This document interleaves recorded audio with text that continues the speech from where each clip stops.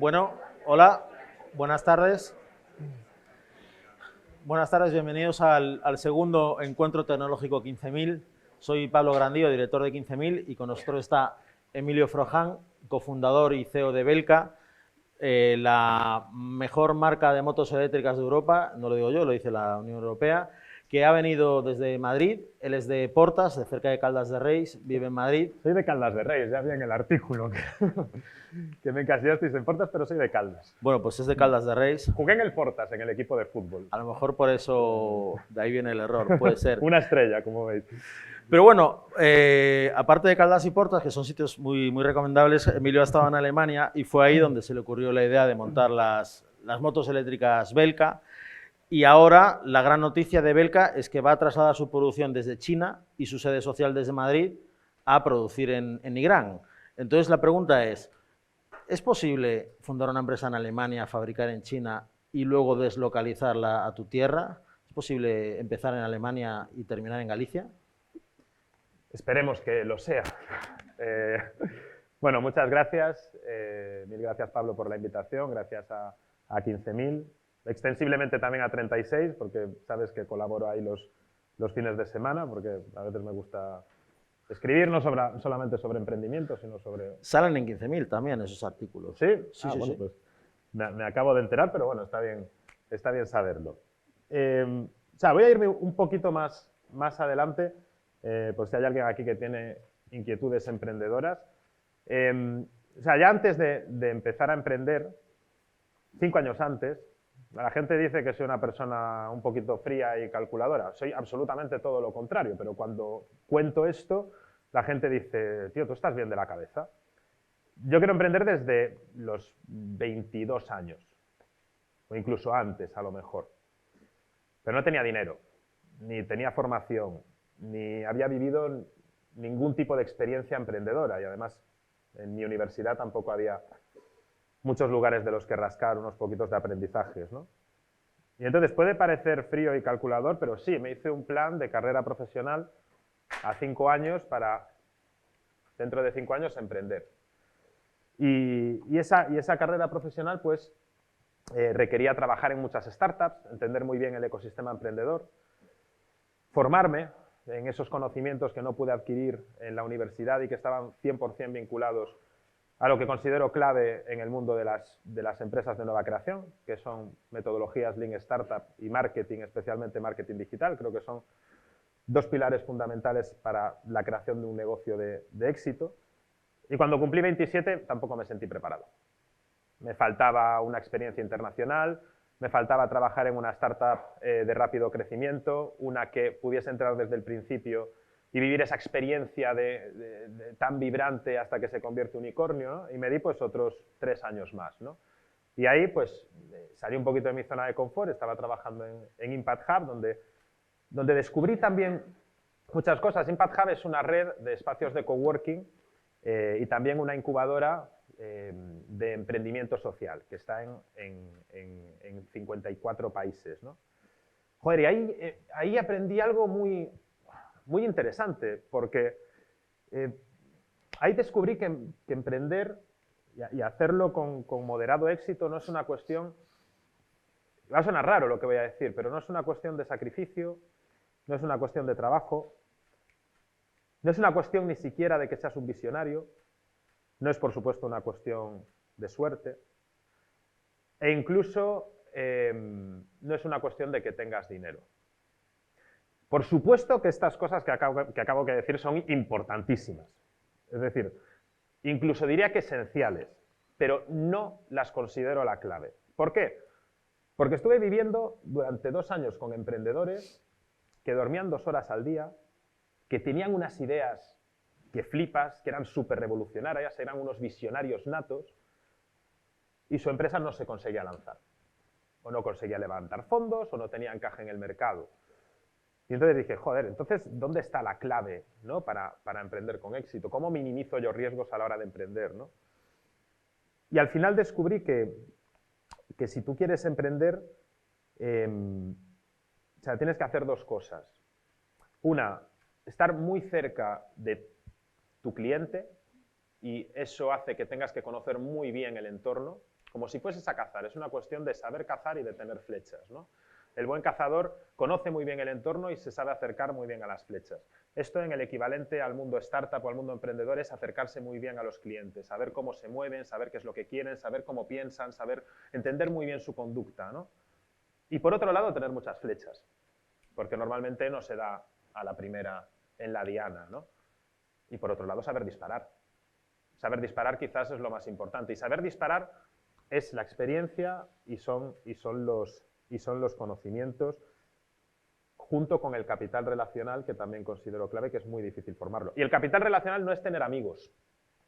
El capital relacional, que es para mí lo más importante a la hora de emprender, es tener una red de relaciones que transfieren valor.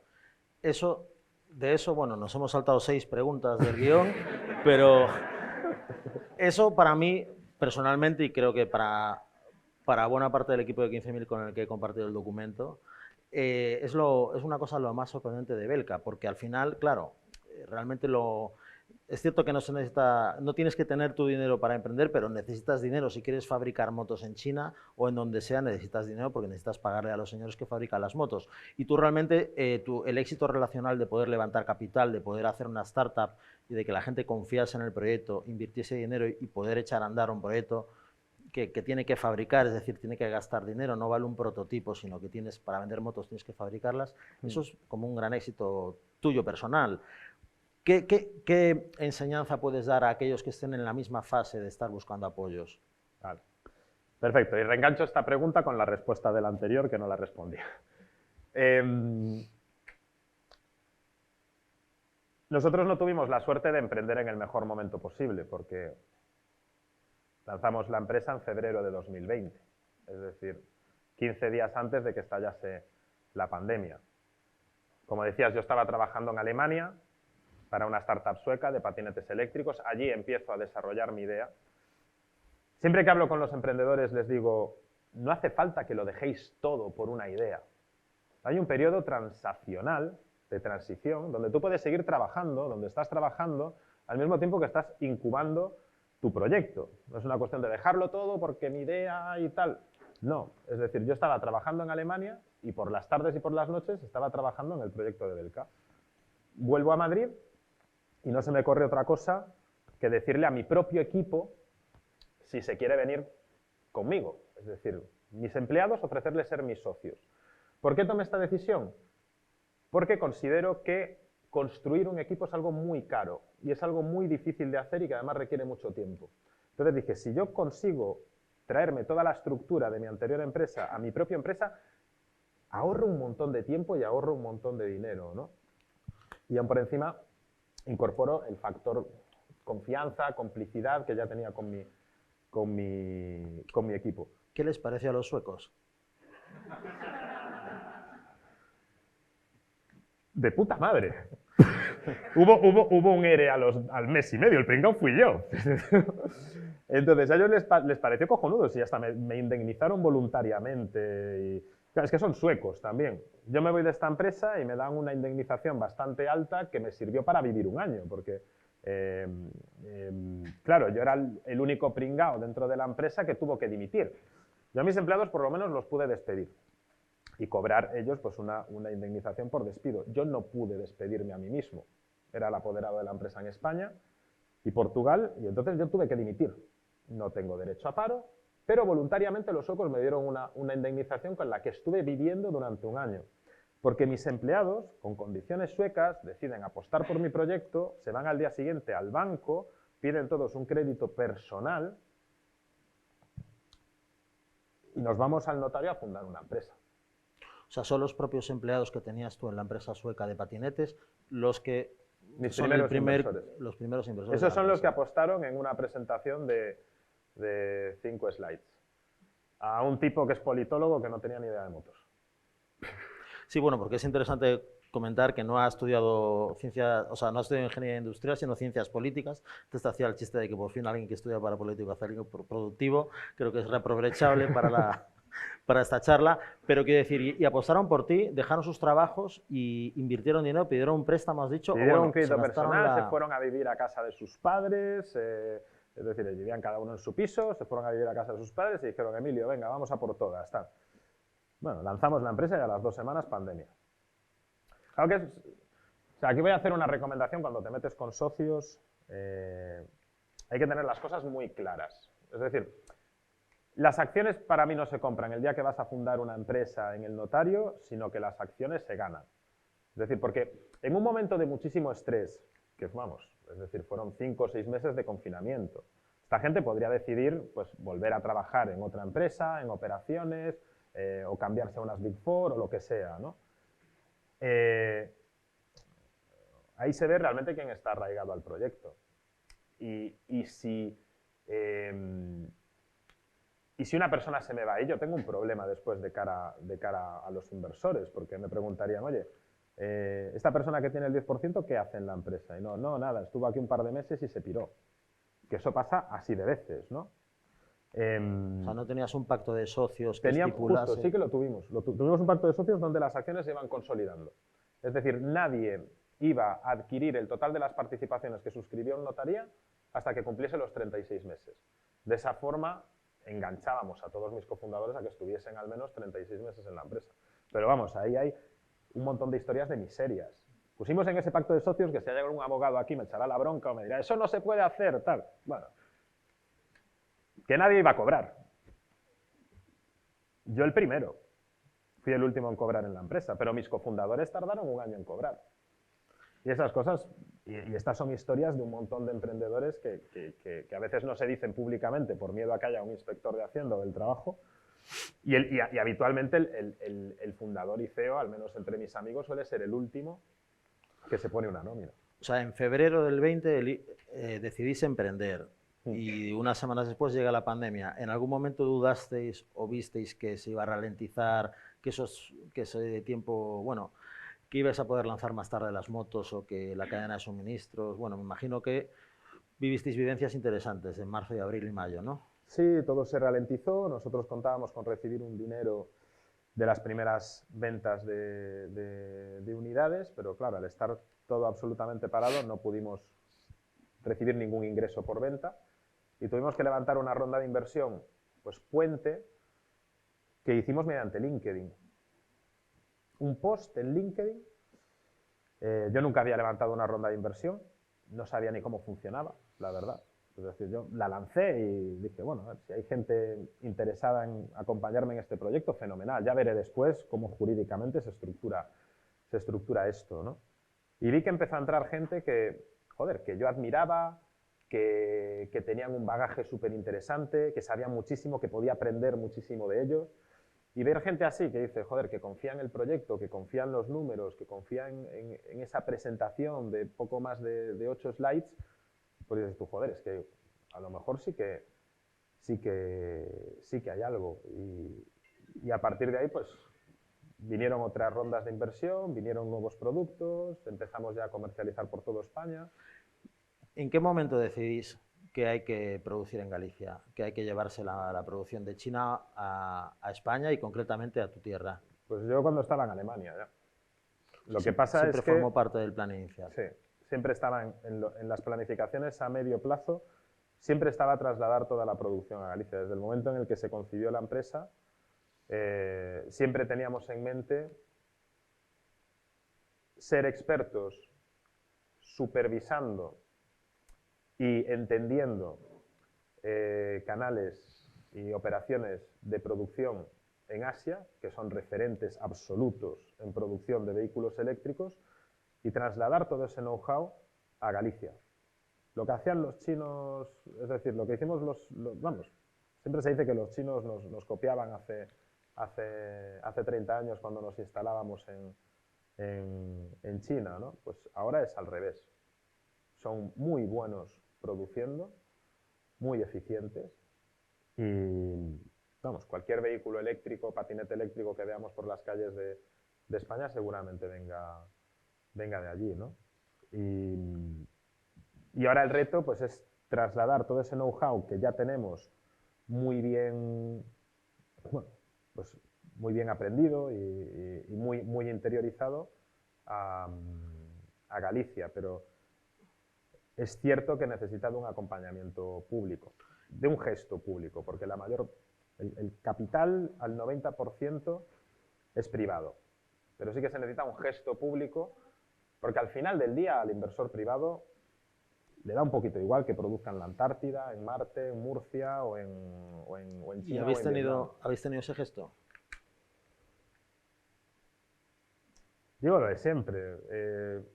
Tenemos 30 inversores privados gallegos que apuestan en el proyecto. Y ha sido más fácil eso, con lo difícil que es, que conseguir una administración pública que apueste. Entonces, el gesto lo tenemos vía palabra, pero falta acción.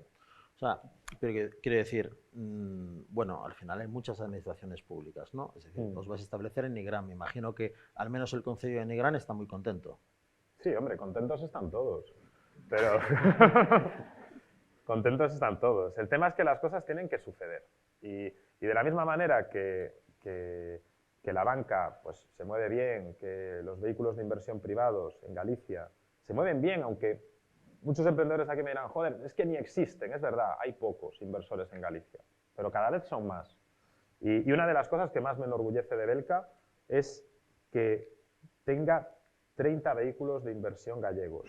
Business Angels, Family Office, empresas. Hoy aquí pues tenemos algunos. Y eso es una de las cosas que más me enorgullece. Porque si 30 gallegos se han conseguido unir para hacer que Belka retorne a Galicia, significa que esto puede suceder también con otros emprendedores que están pues, por todo el mundo y que también tienen ese deseo de volver y de generar industria y empleo en Galicia. Entonces, titulábamos la charla "Pasa la revolución eléctrica por Galicia".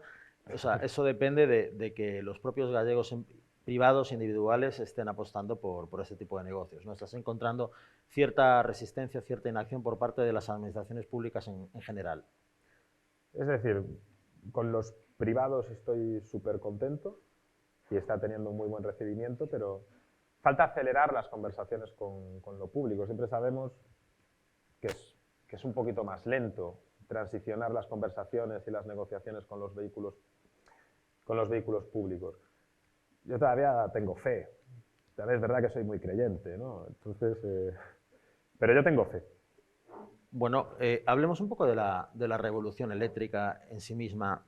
O sea, Belka, las motos eléctricas, bueno, todo el mundo tiene claro que el futuro es eléctrico. De hecho, creo que ayer, hoy, esta semana, se ha prohibido en la Unión Europea la fabricación de coches de gasolina a partir del 35 o algo por el estilo. Evidentemente, esos coches nuevos van a ser todos eléctricos.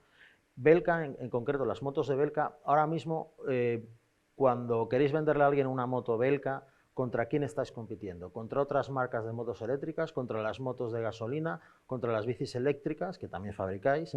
¿Contra el coche eléctrico? ¿Contra el autobús? ¿Cuál es el reto de Belka para vender más motos? Sobre todo nuestros mayores competidores son pues, otros fabricantes de motos eléctricas.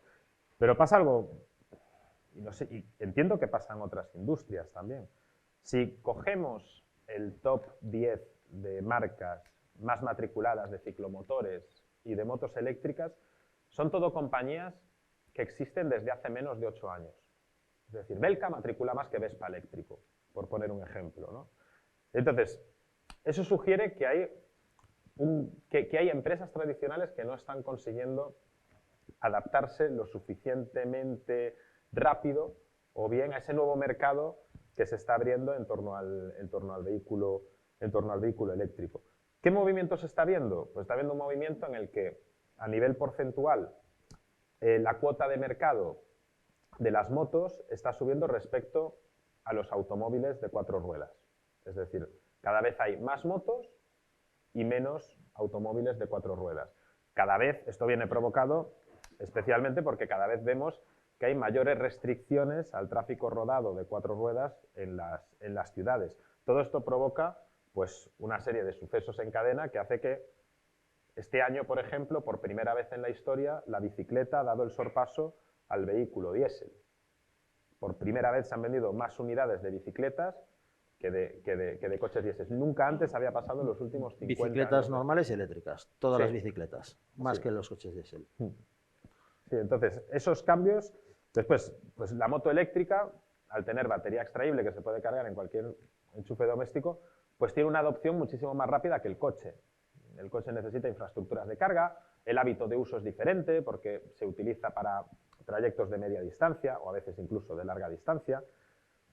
Tú a veces vas preocupado de, coño, y llego a Burgos y voy a tener allí una infraestructura de carga para cargar el coche. Entonces, esa transición está siendo mucho más lenta que la de la moto, de uso urbano, que realmente coges la batería, te la subes a casa y la cargas como si fuese un teléfono móvil. Entonces, en el segmento ciclomotores, es un dato que a lo mejor la gente lo desconoce, pero que es muy sorprendente, ya 1 de cada 3 ciclomotores que se matriculan en España ya es eléctrico. ¿Y Belka está en el top de fabricantes de matriculadores? Belka está en el top 10, es el único fabricante español que está en el top 10 tanto de ciclomotores como de motos eléctricas. Y la pregunta es, está cambiando todo, no solamente el tema de la electrificación, sino también cómo se usan las motos, cómo los vehículos. ¿Tú crees que en el futuro vais a vender, o sea, las motos vosotros las vais a vender, pero los usuarios las van a comprar o las van a alquilar por horas o por minutos? Quiero decir, ¿crees que se va a transicionar hacia un modelo de pago por uso? Sí, ya se ha transicionado y yo creo que van a convivir, pues va a haber una multimovilidad en cuanto a hábitos de uso. Para nosotros nuestro mejor marketing, por ejemplo, es la gente que tiene empresas, bueno, el motosharing. La mayor parte de nuestros clientes es gente que ha utilizado una moto eléctrica en una gran ciudad por uso de motosharing y que dice, oye, joder, pues esto me ha molado y ahora acaban quiero la comprándose mía una propia. moto. Y otra pregunta acerca de la revolución eléctrica. Quiero decir, al final venimos de una revolución tecnológica constante en los últimos 20 años, relacionada sobre todo con la informática y los teléfonos móviles, y tú ahora coges un teléfono móvil de hace 20 años, un Alcatel One Touch Easy, y lo comparas con un iPhone 14 y parecen cosas diferentes. ¿Tú crees que las motos de ahora, crees que las motos van a evolucionar o a mejorar tan rápidamente como los móviles, o al menos en el caso de la batería o en el caso de la rapidez de carga? ¿Piensas que van a tener esa pendiente de mejora? Sí, total. Sí. Total, ahí hay muchísimo recorrido. Y de hecho, yo soy de los fabricantes que hacen mucha autocrítica. A lo mejor es que no somos demasiado buenos. A lo mejor es que la propuesta de valor tiene que mejorar muchísimo más para competir contra las motos de combustión, porque hoy en día, es decir, el 90 y pico % de las motos que se venden todavía son de combustión. ¿Por qué? Porque la propuesta de valor de la moto eléctrica todavía, y hay que reconocerlo, no es tan buena como la de la moto de combustión. Que sí que se necesita a lo mejor también evangelizar a los nuevos clientes, porque si todos conociesen lo fácil que es y lo barato que es tener una moto eléctrica, también en cuanto al mantenimiento, que es un mantenimiento más simple, pues seguramente seguramente estaría más equilibrado el share de moto de combustión y moto eléctrica. Pero tenemos que hacer autocrítica y mejorar pues, la autonomía de las baterías, pero ya se hace, es decir, cuando nuestro modelo base, que es un ciclomotor que se llama Bora, cuando arrancamos el proyecto tenía 40 kilómetros de autonomía. Ahora tiene 150 kilómetros. Es decir, es un paso sustancial en apenas 2 años y medio de vida. Entonces, esto evoluciona a un ritmo súper rápido.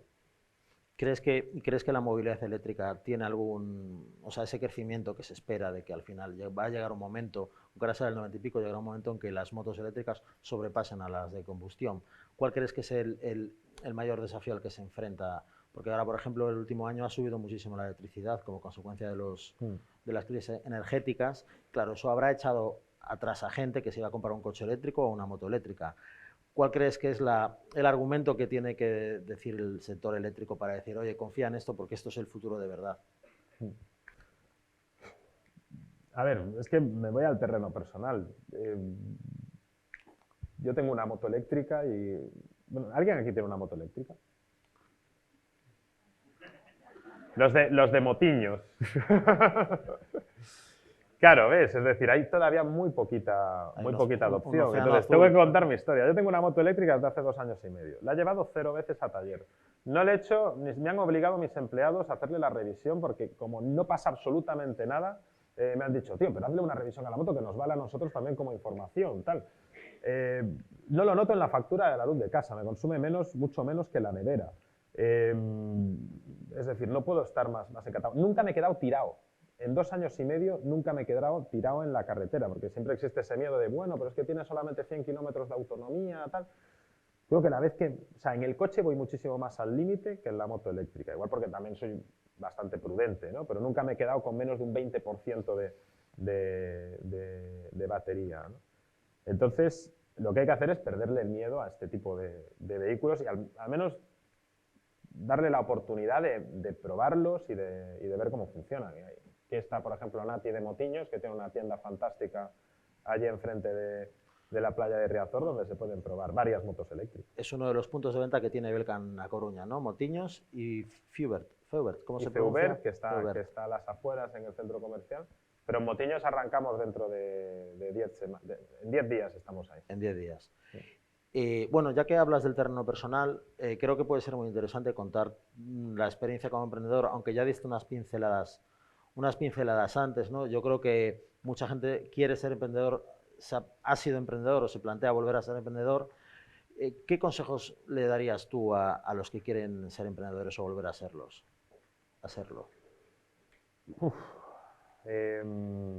Yo no me considero un buen ejemplo para dar consejos, pero bueno, me lanzo.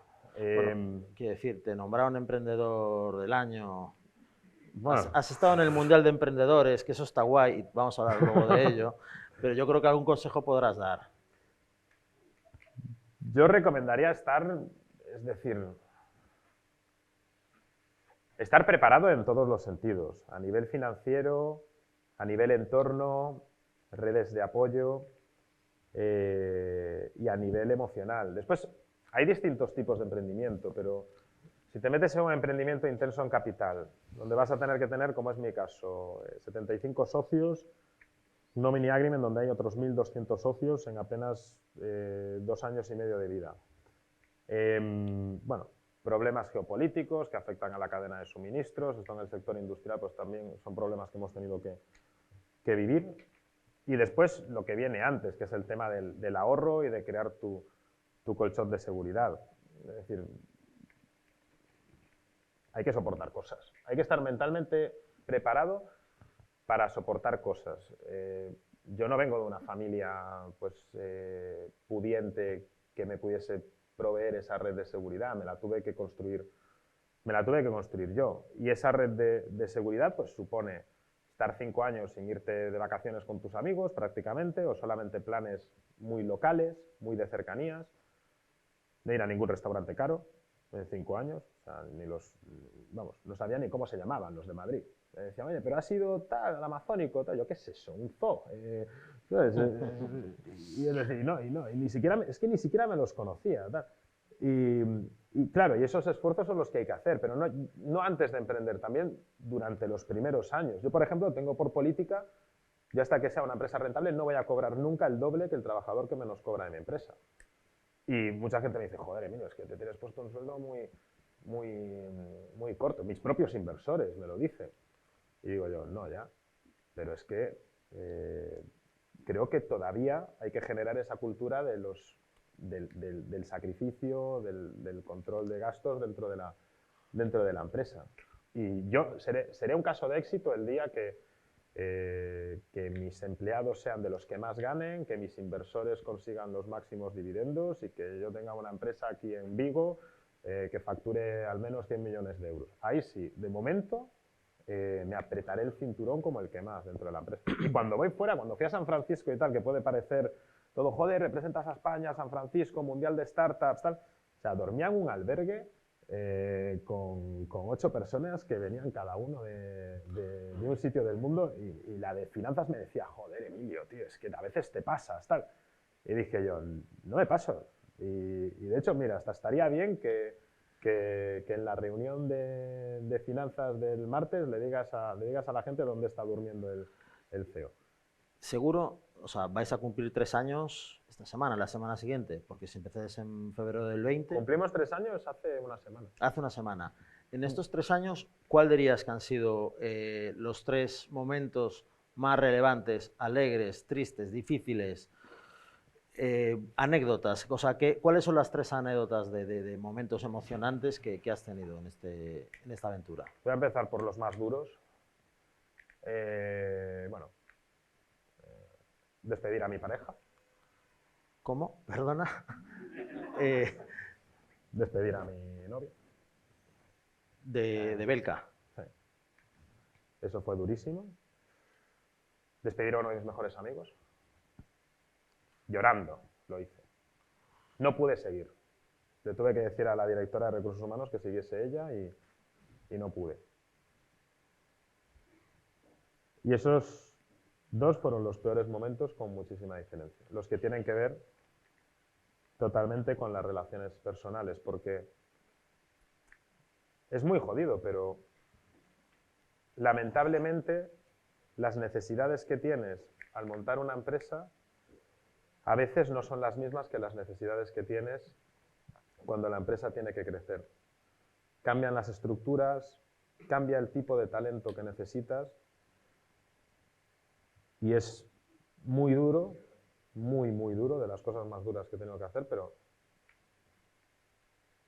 había un relativo consenso en que había que tomar esas decisiones. ¿Y el momento alegre? El momento alegre, el primer cliente, la primera entrega. ¿Cuándo fue? Un 2 de junio del año 2020. Era el padre de un empleado, realmente. Pero claro, realmente... Pero a ver, todo cuenta, ¿no? O sea, cuando te compraban ya por lástima, bueno, estos chavales que están empezando... Es que empezamos de una forma muy cutre. O sea, la gente no se puede imaginar. Alquilamos una plaza de garaje en el centro de Madrid y pusimos un escritorio en una plaza de garaje y nos compraban motos. Montamos una oficina, o sea, alquilamos por 150 euros una plaza de garaje y ahí vendíais montamos ahí las motos. una mesa con un escritorio y ahí vendíamos motos. O sea, no puede ser más. Pero, o sea, la primera moto, claro, la entregaste el 4 de junio del 20, ¿no? Has dicho. 2 de junio del 2 de 2020. junio del 20. Unos 4 meses después, algo menos de 4 meses después de montar la empresa. Pero las primeras las vendisteis en febrero ya. ¿O? Bueno, había pre-orders y tal, pero yo recuerdo la primera entrega. Primero fabricáis bajo demanda, entonces. Sí. Vale. Además que pasaba algo muy curioso, porque tú organizas toda una estrategia de marketing para que te compre la gente de entre 20 y 30 años y las 3 primeras ventas fueron a jubilados. Y bueno, pero... Ya dije yo, ya me da igual todo, no tengo ni puta idea de emprender. Es que ¿Y eso? no sale nada al derecho, la Pero verdad. es muy interesante. ¿Eso se ha mantenido? ¿Eso se ha mantenido? ¿O No, el no se ha público es el que mantenido, no se ha esperabas? mantenido, pero clarísimamente la hipótesis de que nos iban a comprar los chavales de 25 años no se ha cumplido. Es decir, nuestra media de edad está en torno a los 42 años. O sea, que os compra gente de todas las edades, básicamente. Sí, totalmente. Porque hay gente de 65 y hay gente de 22. Sí, totalmente. La cuestión, hablemos del Mundial de Startups, que a mí me parecía muy curioso, porque realmente la gente no sabe que existe eso. O sea, os reunieron a gente de 100 y pico países en San Francisco, cada uno premiado en su respectivo país, a modo de, bueno, estas películas donde vienen luchadores de todo el mundo y se enfrentan, ¿no? Y cada uno es un estereotipo. ¿Cómo fue la experiencia? ¿Cuántos días estuviste en ese albergue? Pues que estuve 5 o 6 días. Y a ver, uno de los momentos más felices fue cuando ganamos el Startup Olé, porque eso te daba, es decir, era fase directo para el Startup World Cup, es decir, para ir a San Francisco a representar a España en el Mundial de Startups. Y estuve a punto de no ir, además, porque no sé si alguien tiene en los pasaportes, a mí me tocó la O, creo que son como 3 letras y después números, algo así, ¿no? ¿Alguien sabe cuánto es el pasaporte? ¿Son 2 letras y después números o 3 letras y después números? Joder. Yo estoy como vosotros, no lo sabía. Entonces, bueno, la Policía Nacional me puso un 0 en vez de una O, el ESTA para Estados Unidos salió todo bien, pero después Iberia, cuando pasó por el el chisme del QR y tal, pues detectaron que había un 0 en vez de una O, tal, que es lo mismo. Total, me dijeron, no puedes subir al vuelo. Y me tuve que ir a el Corte Inglés, la agencia de viajes, tal, hacerme un Extra Express y por 30 segundos me dejaron meterme en el vuelo. Pero por esa tontería estuve a punto de no ir. Y allí, pues, Estados Unidos va a fuego, Japón va a fuego. A ver, ya llegas allí y ya sabes que no vas a ganar, la verdad. No me voy a engañar. Quiero decir, llegaste a Yo semifinales. llegué ahí, sí, a ver, pero llegas allí y ves a la gente está metidísima. Yo qué sé, corazones en 3D que latían. A ver, había cosas ahí que decías tú. A ver, yo en cuanto llegué y conocí a los 3 primeros tipos, a un vietnamita, a un estadounidense y a un japonés, dije yo, a disfrutar. A disfrutar de la experiencia. Pero bueno, ganaste, o sea, ¿cómo es? A ver, se compite. Yo ahí dije, pero ¿cómo se compite? ¿Cómo se compite? Pues las semifinales tienes que pichear en 3 minutos y convencer a un jurado que está formado pues, por gerentes de fondos de inversión, pues, por el director de innovación a lo mejor de BMW, de Apple, de Google. Y tienes que seducirles en 3 minutos. Convencerles de por qué tu proyecto merece pasar a la final o merece ser ganador. Con una charla de 3 minutos escribiendo tu proyecto. 3 minutos, 3 minutos pam, para pum, venderlo. Sí. Como un Eurovisión, pero presentando tu proyecto. Y sin bailar, algunos. Y bueno, y entonces tú dices días, pero bueno, la experiencia me imagino que, ya que hablabas del capital humano, el capital relacional, pudiste, yo qué sé, conocer a alguien que le interesase vender las motos Belka en su país o algo similar. No, o sea, lo que más me moló de ahí fue ir a la sede de LinkedIn. ¿Ah, sí? Comida gratis, o sea, iba dando 2 pasos, tal, pero comida vietnamita, italiana, y dije yo, pues hoy como. No, me pillé o sea, atraqué LinkedIn. Eso me gustó mucho, la verdad. Bueno, y por último, no me gustaría dejar de comentar un tema que llama mucho la atención de Belka, porque ahora, bueno, joder, las marcas de moda hacen colaboraciones, crossovers, cosas así, y Belka lo está haciendo en el mundo de la automoción.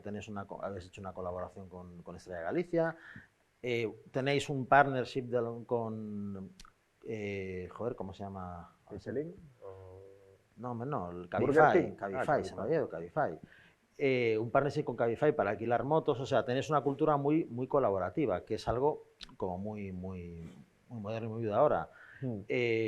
¿Algún proyecto, anécdota que nos puedas contar sobre ello? Porque seguro que ha habido un brainstorming importante de colaboraciones y algunas ideas descartadas, pero muy divertidas. Ahí hubo bastantes cosas, sobre todo de fracasos. Hicimos una moto para scalpers y en el último momento, con la moto ya producida, todo creado y tal, dicen que no saben matricular las motos y que no se quieren... Claro, vamos a vender las motos en la web de scalpers y obviamente vender una moto no es vender una camiseta, ¿no? Y fue una cagada. Mi moto es la de scalpers, me la tuve que comer yo. Claro, no la puedo vender. Quiero decir, es una moto, tiene una calavera cruzada enorme. Sí, con un brandeado de scalper súper chulo, pero que no las pudimos lanzar al mercado finalmente, en la última fase. Claro. Error de cálculo. Bueno, es lo que hay. A veces fallas, casi siempre. Bueno, hombre, ¿qué decir? Llegaste a la semifinal del torneo de startups, macho. Ya, bueno, hombre, pero... ¿Y qué? Yo lo que quiero es venirme a Galicia. A mí estar ahí en Estados Unidos tampoco me... Bueno, pero... O sea, me hace ilusión, pero a mí lo que más ilusión me hace como emprendedor es abrir una fábrica en Galicia. ¿Y para cuándo la podemos esperar, la fábrica en Negrán, que son 40 empleos y 2.400 motos al año? ¿Cuándo pensáis ponerla en marcha? Pues a nosotros, claro, debería estar ya. Pero claro, mientras sigamos esperando, pues ahora ya estamos apuntando finales de 2023. Finales del 23. Cuanto más se retrase, pues... ¿De dónde proviene el cuello de botella? si se puede preguntar. El cuello de botella, ya lo dije antes, es acelerar las negociaciones con uno o un par de vehículos públicos, ¿no? Lo dije antes, que el capital privado necesita un gesto de la administración pública porque al final del día les da igual que produzca en la Luna, en Júpiter o en Lepe. Necesitan un gesto de la administración pública, pequeño, pero un gesto. Bueno, y por último, ¿qué necesita Galicia? Antes de dar paso a las preguntas, que además esta vez tenemos micrófono, que es una cosa que hemos aprendido de la versión 1.0 de estos encuentros. ¿Qué necesita Galicia para mejorar como tierra de emprendimiento? Para que haya más belcas, para que brote las empresas de manera tan fértil como brotan en otros lugares, ya no solo de Europa, sino de España. ¿Qué necesita Galicia para acelerar? Pues para mí es un tema de proteger y darle oportunidades al talento que vive aquí. Porque tenemos un grandísimo talento que sale fuera de Galicia y se le pone la alfombra roja, gente totalmente brillante. Aquí está, por ejemplo, el Instituto Galego de Talento, que precisamente lo que intenta es hacer que ese talento gallego conecte fuera de Galicia o incluso retorne. Uno de los cofundadores, de hecho. Que soy de los cofundadores. Y creo que es una cuestión de cuidar el talento y darle oportunidades. Hay que crear ese ecosistema. Y tiene que ver a lo mejor un poquito... Joder, aquí en Galicia tenemos unos emprendedores que son una maravilla. Pablo, que estuvo aquí la semana pasada. He visto a otro Pablo que está también por aquí. Delivers, bueno, hay Motiños incluso que están también por aquí. Es decir, hay gente que tiene muchísimo talento, que quiere brillar y, joder, crear ese ecosistema de oportunidades donde si en algún momento necesitan inversión, pues puedan conseguirla. A veces es un tema simplemente de visibilizar, que hay, por ejemplo, en 15.000 hacéis una grandísima labor, porque habláis mucho de tecnología, habláis mucho de emprendimiento, habláis mucho de inversión. Bueno, gracias. Esto no estaba pactado, además. No, sí, pero bueno, sí ese que es el propósito también de estos encuentros, sí ¿no? que es Visibilizar, necesario. conectar con la gente, Sí. a la gente entre sí. No había nunca se había hecho, por ejemplo, una lista que fue una de los contenidos que le propuse a Andrea de 36, de crear la primera lista de Business Angels gallegos. Que hay aquí alguno entre nosotros. Que aquí hay alguno, es decir, en esta sala hay alguno. Y se lo propuse a Andrea crear ese contenido, yo le pasé un listado, verdad que hay gente que no quiere aparecer, porque los gallegos siempre tenemos ese perfil bajo de no querer aparecer en listas o que no se sepa que yo invierto y tal, para que no les atosiguen, ¿no? Pero sí que es necesario visibilizar y mapear quién está invirtiendo en Galicia. Y no había nada, hasta que se hizo esa lista con vosotros en 36, ponías Business Angels Galicia y no había ninguna lista donde pudieses encontrar, donde un emprendedor pudiese encontrar. No te salía ningún resultado en Google concreto, ¿no? Te salía cosas así, cosas muy randoms. Sí. Sí. Bueno, pues oye, le daré las felicitaciones a Andrea en Vigo. Bueno, para quien no lo sabe, 36 es como 15.000, pero en Vigo, por el código postal de la provincia de Pontevedra. Y bueno, y ahora empezamos nuestro turno de preguntas y se empiezan a servir cañas también para luego. No sé quién tiene el micrófono del equipo de 15.000, pero bueno, pues abrimos turno de preguntas para Emilio.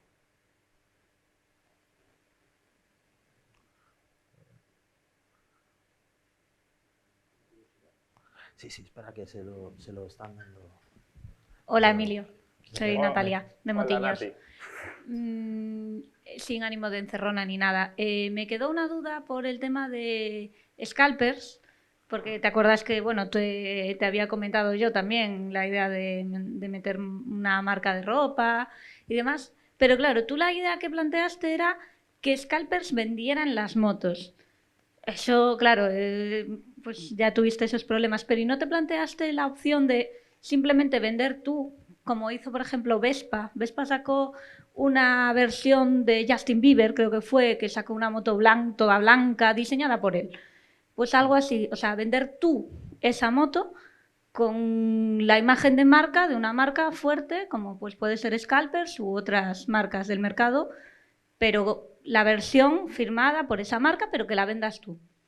Sí, esa hubiese sido una muy buena opción.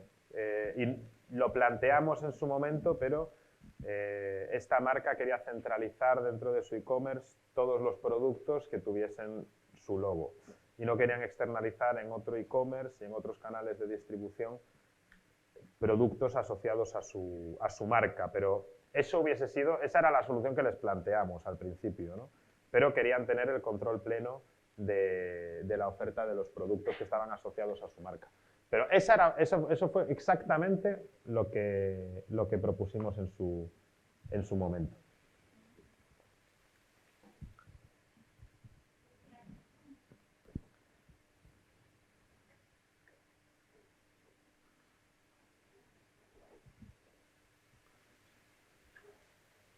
Hola. ¿El salto a cuadriciclos tipo Citroën AMI o algo así?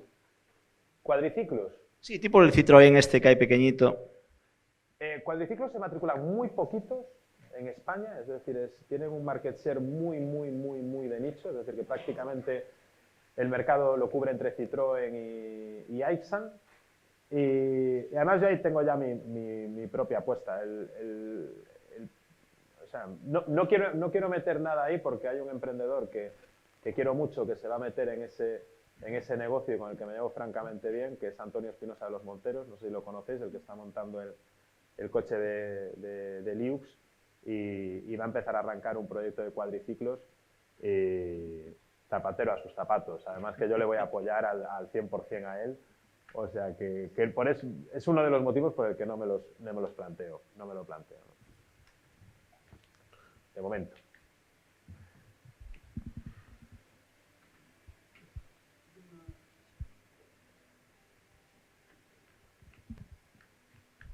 Sí, una pregunta. He visto que tenéis una gestión de cobros y pagos ya basadas en criptomonedas y yo me pregunto si tenéis un análisis de los riesgos de contrapartidas serios, porque hemos visto que muchas compañías se han visto en aprietos con este tipo de cobros y pagos. Nosotros fuimos la primera empresa de vehículos en Europa, incluso antes que Tesla, en Estados Unidos, en aceptar criptomonedas como método de pago. Bitcoin, Bitcoin Cash, Ethereum, Litecoin, y no sé si alguna más incluso. Hemos vendido 15 motos con criptomonedas. No hemos hecho el change a fiduciario. Error, posiblemente, pero en ese momento dijimos, bueno, todo lo que vendamos en cripto lo vamos a dejar como en un cajoncito dentro de la empresa y va a actuar como si fuese un fondo de inversión, aunque no ha salido bien la jugada, ¿no? Pero vamos a seguir holdeándolo. De hecho, al final tenemos mucho inversor nuestro que es muy friki del cripto. Entre nuestros inversores está el CEO de Bit2Me, que supongo que lo conocéis, que es de los mayores exchanges del sur de Europa. Entonces, que es el CEO de Bit2Me, que está en mi grupo de WhatsApp de inversores, me viene a veces con unas ideas que a mí me explota la cabeza. Que NFTs, que el metaverso, tal, no sé qué. Dije, mira, vamos a arrancar con aceptar criptomonedas en la web. Con esto estamos tranquilitos durante un año.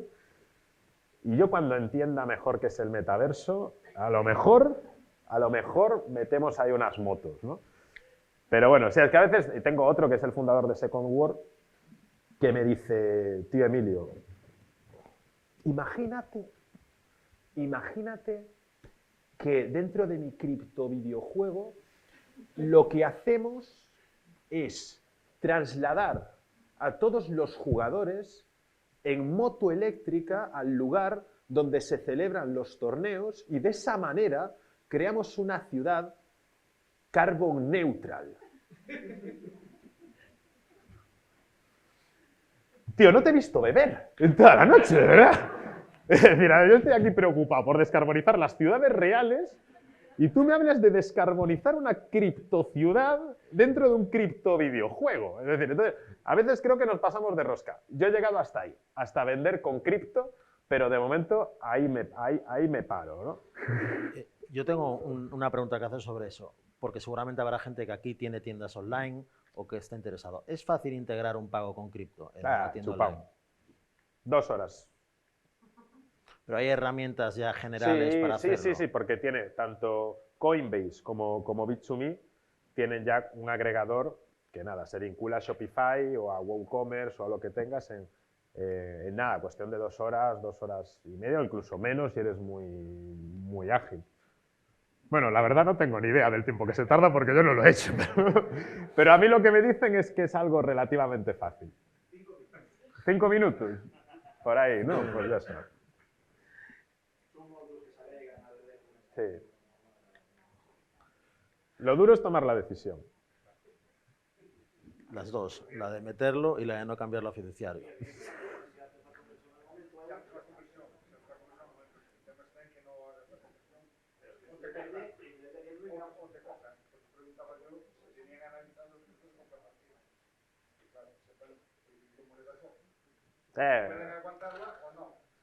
La filosofía ahí es la de hemos venido a jugar.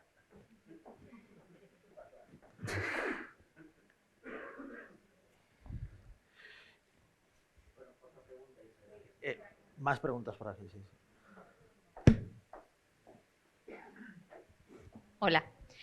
2 preguntillas, así en una ya aprovechando. Antes hablabais de lo que está previsto empezar a ensamblar en Porto do Molle, pero actualmente, ¿cuántas unidades estáis vendiendo y qué share es de moto y cuál es de patinete?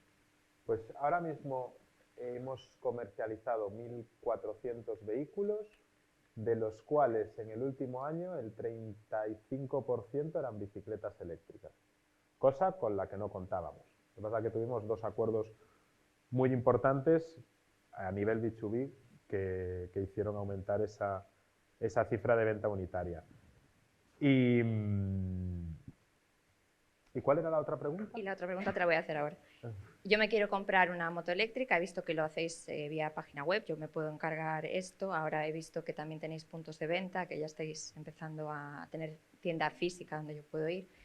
Pero hasta ahora, el tema de la gestión de la venta online, ¿cómo gestionáis la logística? Desde que yo hago mi pedido hasta que me llega, ¿cuánto tiempo pasa? ¿Y cómo gestionáis ese envío? En las 2 modalidades, Sí. quiero decir, por un lado está la moto eléctrica, que es muy voluminosa, y por otro está el patinete, que entiendo que es algo un poco más... Si se compra la moto 100% online, porque está la opción de comprarla en un distribuidor, como Motiños, y de hecho nosotros siempre recomendamos comprarla en un distribuidor porque creemos que todavía pues, la cercanía física es importante, sobre todo por la gestión del postventa del vehículo, y creemos que el entorno físico todavía dota de mucha seguridad y mucha confianza en el proceso de compra. Si se compra online, se tardan en torno... Nosotros, te voy a explicar el caso más extremo que tenemos. Nos han comprado una moto a las 10 de la mañana y a las 8 de la tarde el cliente la tenía en la puerta de su casa matriculada y con seguro. Este es un caso extremo. Lo normal, 72 horas. Vale, desde que yo la compro hasta que la recibo en mi casa. Sí. Después, ha habido momentos en los que hemos podido tardar 2 o 3 semanas porque ha habido problemas de determinados suministros o determinados componentes. Ha ocurrido. Pero en un entorno normal deberíamos tardar en torno a las 72 horas. ¿Y quién os hace la entrega de esto? ¿Correos Express? Las bicis Correos Express, con quien tenemos también una alianza, y el envío de motos se llama como Motos World. Bueno, es una empresa que se dedica a la distribución de motos de fábrica a casa. En rodado. Gracias. Las enviamos en rodado. Hola, Emilio. Bueno, enhorabuena por la charla. Yo quería preguntar, porque ahora que parece que la cosa va sobre ruedas, un poco tu receta del éxito para haber podido embarcar lo que se te suban a la moto, pues todos estos inversores, un poco si nos cuentas cómo fue tu estrategia al respecto y un poco la luz que nos puedas echar al resto sobre cómo montaste todo eso. Vale. Pregunta compleja, ¿eh? Poneos cómodos. No, voy a intentar ser breve. Vale, yo lo asumo. descuartizo mi empresa en muchísimos pedazos y los vendo. Tengo dos trabajos, por un lado vender motos y por otro lado vender participaciones de la empresa. ¿Por qué? Porque mi empresa es muy intensa en capital y lo tengo asumido desde el principio. Yo no quiero ser dueño de la empresa o CEO de la empresa porque tenga el 51% de las participaciones. Yo quiero ser CEO de la empresa porque hay 80 inversores que confían en mí cada año. Es decir, no quiero ser dueño por ser el socio mayoritario, sino que quiero ser CEO porque los inversores confían en mí. A partir de ahí, empezamos a comercializar participaciones de nueva creación. Y no pocas veces, porque fabricar motos vale dinero. Y construir una marca de vehículos vale mucho dinero, porque las marcas de vehículos tienen que expresar seguridad, confianza, experiencia, y generar estos valores normalmente requiere de mucho tiempo y mucho dinero. Si nos fijamos en los anuncios que hay por la tele, muchos son coches. Y claro, ¿yo tengo pasta para hacer anuncios de tele? No. Por ejemplo, A3 Media y Mediaset sí que me ofrecieron hacer Media for Equity e intercambiar contenido publicitario por participaciones, pero no lo veo de momento. Entonces, lo que hay que hacer es, igual que tú intentas vender el producto de la forma más sexy posible y consigues generar, configurar una propuesta de valor que satisfaga al cliente, pues, y tienes que entender al cliente, pues lo mismo hay que hacer con las participaciones de nueva creación.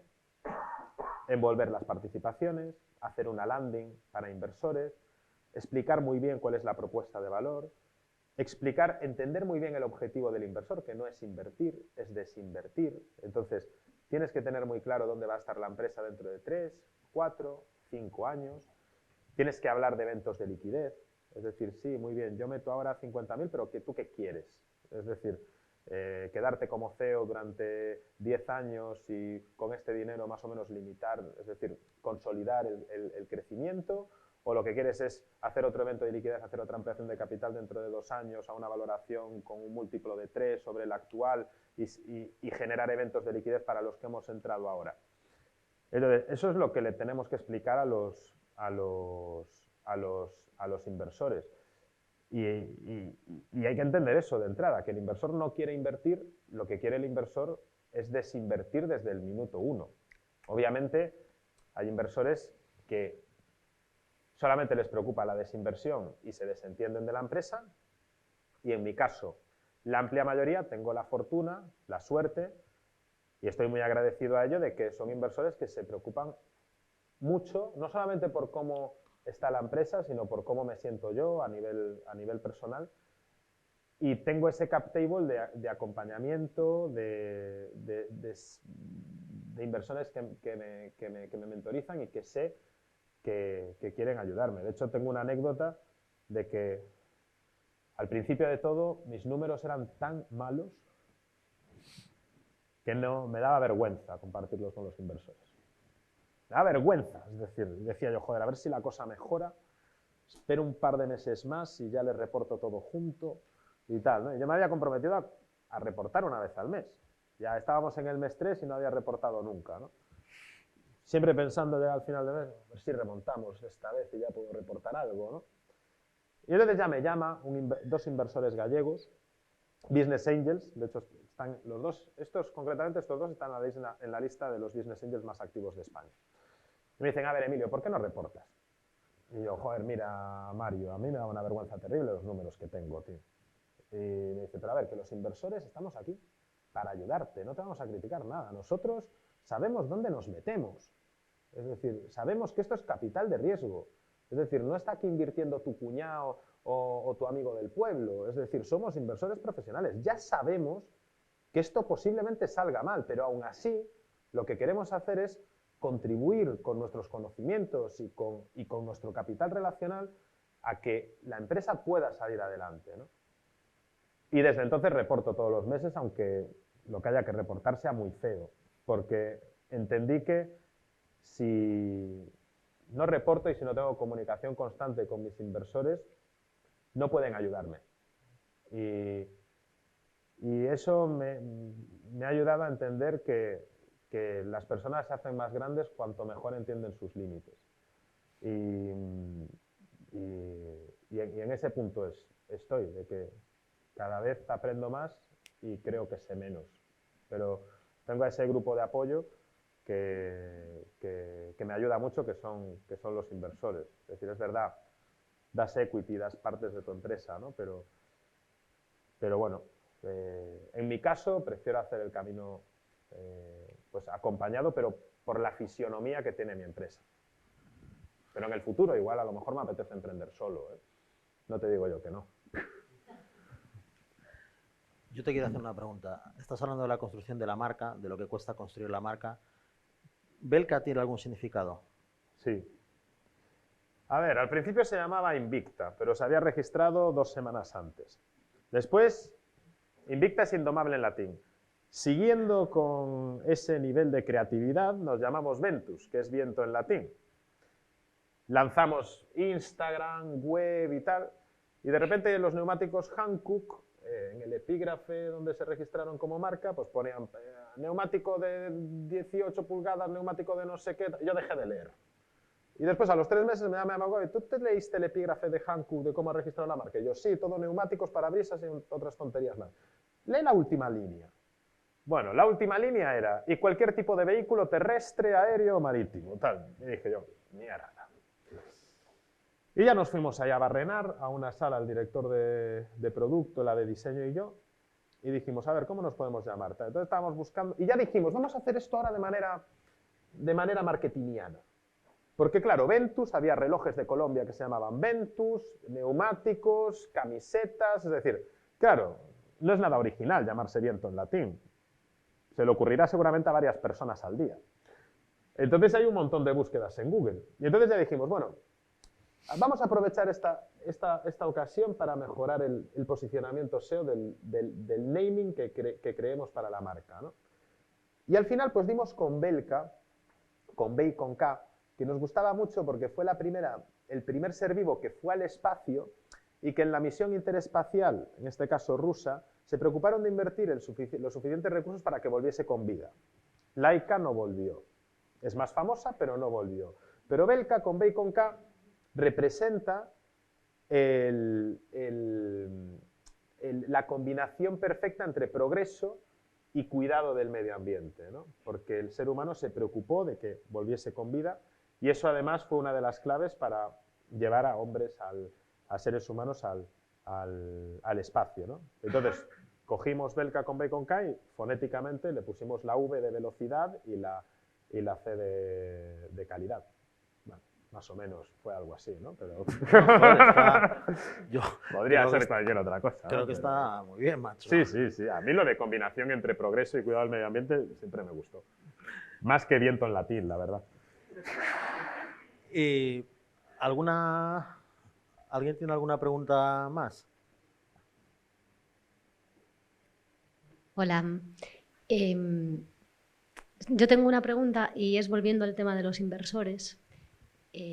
¿Cómo se lleva el tema de la toma de decisiones, ¿no? Cuando tú tienes tu empresa desmigajada en diferentes miguitas, si tienes suficiente autonomía, si tienes que consultarlo todo, qué tipo de decisiones. Sí. Bueno, tengo que reconocer que me siento bastante privilegiado por el nivel de autonomía que se me da. Todo eso al final se regula en un pacto de socios. Cuando eres administrador único, pues no existe la necesidad de hacer un pacto de socios, pero ya cuando estás con cofundadores y sobre todo cuando entra inversión externa, pues el pacto de socios cada vez se va complejizando un poquito más, porque hay determinados vehículos de inversión o determinados socios que quieren incluir sus propias cláusulas, entonces todo se va complejizando, ¿no? Entonces suele haber una determinada toma de decisiones que sucede en sede de Junta General de Socios, que es donde están todos los inversores, y otra que intentamos que sea lo más amplia posible, que sucede en Consejo de Administración. Y después está lo que yo puedo decidir con mi comité de dirección, que son empleados de la empresa, ¿no? Entonces, así a grandes rasgos, por ejemplo, si queremos modificar un pacto de socios, nos tenemos que ir a Junta General de Socios, convocar a todos los socios y cambiar determinadas cosas. ¿Estatutos sociales? Pues también. Irnos a Galicia también será algo que tengamos que votar en Junta General de Socios. Pero nunca, a día de hoy, nunca nada de lo que haya llevado se ha aprobado con ningún voto negativo. Alguna abstención sí que ha habido alguna vez, ¿no? Pero si tengo 74 socios con derecho a voto, nunca ha habido un voto en contra de algo, ¿no? Es verdad que se han discutido cosas, ¿no? Pero que al final mi cap table sí que todavía tiene, pues, bueno, esa vinculación de confianza para conmigo o para con el comité de dirección para dar su orientación favorable a lo que consideramos desde comité de dirección que es la mejor decisión. Pero hay momentos críticos donde las cosas se pueden complicar. De momento a mí no me ha pasado, pero podría suceder en el futuro. Eso me lleva a otra pregunta, que es, ¿cada cuánto tenéis este tipo de comités? Es decir, ¿eso hace a Belka una empresa menos rápida? No. Lo único por lo que a veces se puede ralentizar una operación, a día de hoy, es aprobar una ampliación de capital.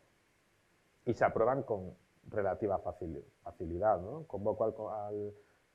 La comentamos en Consejo de Administración, la llevamos a Junta General de Socios y ahí habitualmente, si ponemos una valoración bastante más alta que en la última ronda, lo cual quiere decir que todos los socios ven aumentado el valor de cada una de sus participaciones sociales y todos aplauden con las orejas. Nunca ha habido un voto en sentido negativo para eso, que suele ser de las únicas cosas, porque podemos decir, bueno, pues un crédito de 450.000 euros, ¿tiene que aprobarlo Junta General de Socios? Sí, pero nos quedamos siempre en los de un euro menos.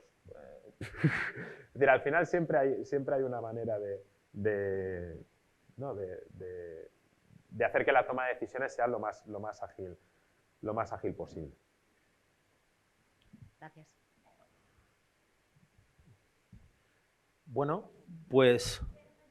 perdón.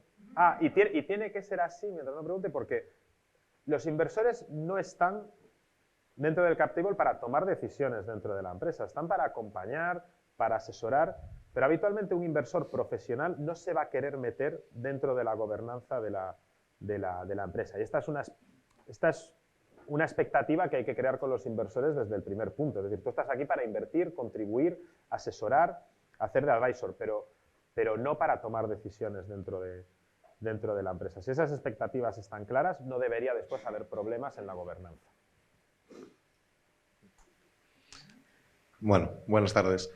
Tras pasar por varias incubadoras con el proyecto que tenemos, no aconsejan o no suelen aconsejar la parte de desmigajar tanto a la empresa o financiación en base a crowdfunding. De hacerlo como lo hiciste, ¿cuáles son las ventajas y cuáles crees que serían las ventajas de que llegara alguien y dijera desde el primer día el dinero que has necesitado hasta ahora? Las ventajas es que tienes muchísimos embajadores de marca y muchos inversores hablando bien de ti, de tu producto, de la empresa, y eso genera un efecto red que hace que puedas seguir haciendo otras campañas de equity crowdfunding. Para mí esa es una de las principales ventajas. La cantidad de gladiadores que tienes defendiendo tu marca por congresos, por eventos y por determinados círculos donde sí hay influencia, porque nuestros inversores suele ser gente que tiene influencia, ¿no? Después, todo esto te tiene que llevar a... Es decir, el problema de tener tantos inversores a lo mejor es que se puede obstaculizar un posible evento de liquidez, de adquisición de la compañía, porque a veces podemos entender que es difícil poner a muchos socios de acuerdo, ¿no? Pero esto solamente es así si la gobernanza no ha conseguido alinear las expectativas de los socios, lo que comentaba antes. Yo tengo un cap table de 70 y pico personas, pero nunca me han votado ninguno no. Y hay cap tables de 5 personas que 3 votan sí y 2 votan no. ¿Se puede generar una gobernanza donde estén todos a una, sean 75, 120? ¿Se alineas las expectativas durante la negociación de la inversión? Yo creo que sí. Y sin embargo después hay startups que tienen 5 o 6 personas y que no se ponen de acuerdo entre ellas, ¿no? De todas formas, uno de los requisitos para salir al BME, a bolsa, bolsa secundaria, la más pequeñita que hay, ¿no? Es tener más de 100 inversores. Entonces, a nosotros eso nos puede interesar porque se genera muchísima más fluidez en la compraventa de participaciones. Por lo tanto, sí que podría ser uno de nuestros objetivos a 4 o 5 años hacer una salida a bolsa. Y de hecho, ahora uno de los inversores que van a entrar en Belka es Socios Inversores, que es un vehículo que es experto en lanzar compañías al BME. Entonces, tener muchos inversores tiene sus complejidades, por supuesto, tiene sus ventajas. Lo que se dice, como dice Pablo, en los manuales es que no es bueno, pero si eres capaz de gestionar muy bien las expectativas de todos los inversores y tenerlos todos a una, es súper positivo, porque tienes un montón de gente recomendándote en el mercado inversor. Y el mercado inversor es muy pequeñito. Si ya es importante entre los clientes que hablen bien de ti, en el mundo de los inversores, que es un mundo bastante pequeño, bastante de nicho, es pues tremendamente importante. Bueno. Vale, perdón. Buenas noches. Quería hacer una pregunta. Bueno, estoy en un emprendimiento relacionado con el turismo y aparte soy desarrollador de aplicaciones móviles. Entonces, mi emprendimiento está relacionado con también una aplicación móvil y quería saber como el balance entre el tiempo que yo puedo invertir y el dinero también que puedo invertir en un emprendimiento como en la fase inicial, básicamente. ¿Estás trabajando ahora? Sí, también. Pues si quieres mi consejo, por las tardes, las noches, los fines de semana, te incubas el proyecto, consigues desarrollar el MVP, aunque sea un MVP de baja fiabilidad, y eso es lo que le presentas a los inversores. Bueno, si quieres inversores, es decir, o a tus co-founders, es decir, pero yo creo que puedes compaginar las dos cosas al mismo tiempo. Tengamos en la cabeza, los que seamos emprendedores, que ningún inversor invierte en un deck. Los inversores, los business angels, lo que quieren ver, porque las ideas al final valen poco. Entonces, yo lo que he aprendido es que los inversores no te van a valorar por la calidad de tus ideas, sino por lo bueno que eres ejecutándolas. Entonces, vas a tener que, el día que te muestres delante de un grupo de business angels, vas a tener que demostrarle que eres un buen ejecutor. Entonces vas a tener que llevarles pues, un MVP, aunque este no sea un producto funcional que encaje todavía en el mercado, pero un MVP de baja fiabilidad, algo que puedas mostrar y algo que le haga ver al inversor que eres una persona buena ejecutando. Y ese MVP de baja fiabilidad, tranquilamente lo puedes hacer invirtiendo tiempo por las tardes, los fines de semana, incluso con algún socio que tú consideres que puede complementarte bien. Ahora sí que sí. Emilio, muchísimas gracias. Sabes que 15.000 es tu casa y muchísimas gracias a todos por venir. Nos vemos el 15 de marzo, dentro de justo 4 semanas, con el tercer encuentro con Juan José Delgado, que es el director de la División Digital de Estrella Galicia, como invitado. Y vamos a de nuevo pedir vuestro feedback para ver qué tal ha salido este evento, que yo creo que hemos hecho algunas mejoras respecto al anterior, y para ver cómo podemos mejorar en los siguientes. Muchísimas gracias.